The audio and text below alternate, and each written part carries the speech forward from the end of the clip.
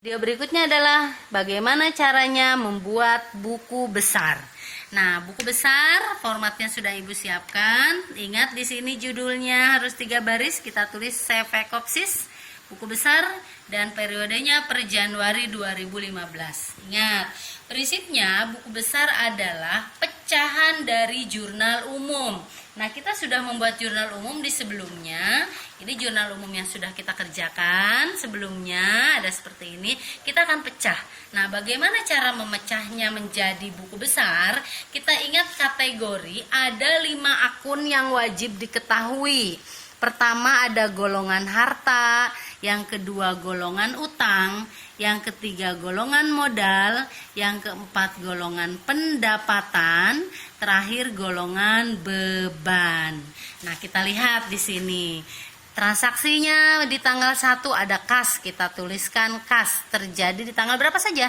Tanggal 1, tanggal 3, kemudian tanggal 7, tanggal 8, tanggal 10, tanggal 15, dan tanggal 16. Ini untuk buku besar kas.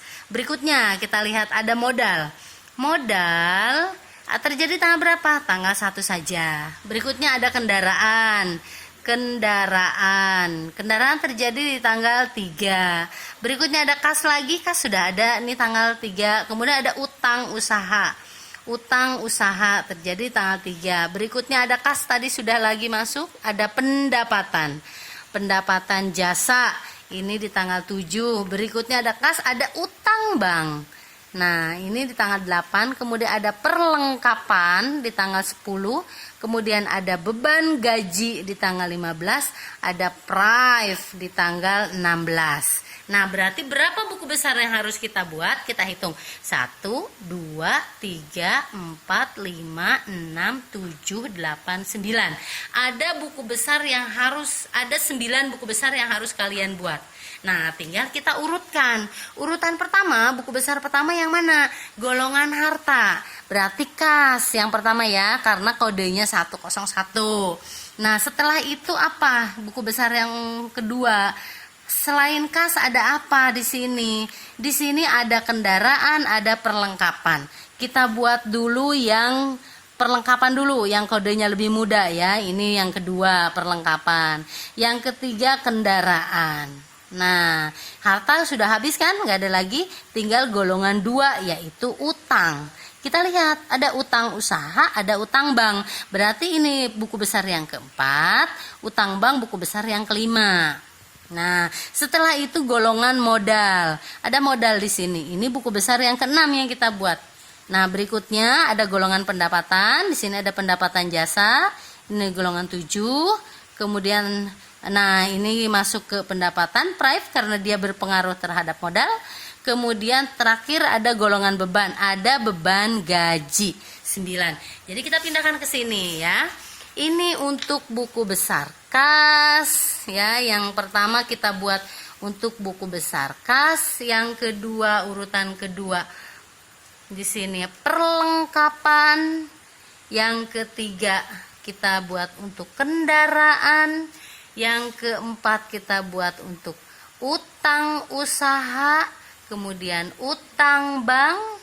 Berikutnya adalah yang keenam modal. Nah, jika kurang nanti kita bisa buat di lembar sebaliknya. Di sini kita buatkan ya formatnya setelah modal. Yang keenam, yang ketujuh buat buku besar untuk pendapatan jasa.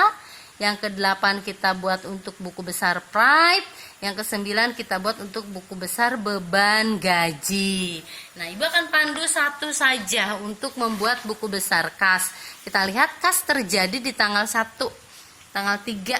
Nah, kita lihat tanggalnya dulu, kita inventarisir supaya lebih mudah. Tanggal 1, 3, 7, 8, 10, berikutnya sampai tanggal 16. Nah, kita akan lihat tanggal 1 kasnya ada di debit. Pindahkan saja ke debit langsung. Saldonya di mana, Bu? Saldonya tetap di debit. Nah, yang kedua, kasnya ada di kredit di tanggal 3.